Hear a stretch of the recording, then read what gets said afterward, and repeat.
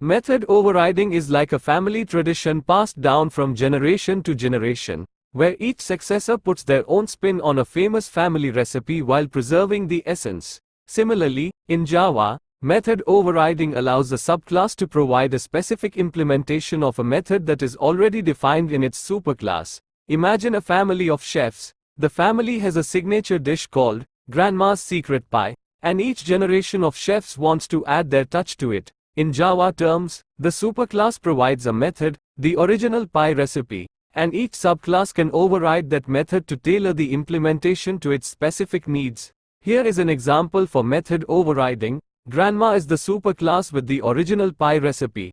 Mom is one generation, which is adding its unique touch to the recipe by overriding the make secret pie method.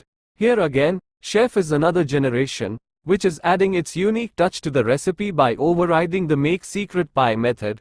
Finally, by looking at these two classes, we see that they are overriding same method individually in their respective classes by extending grandma at mom class and mom class at chef class. This process of utilization of single method in multiple classes is known as method overriding.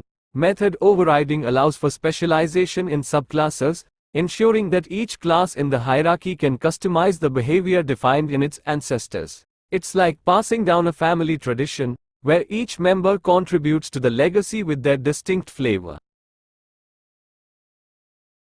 See you again. Thank you.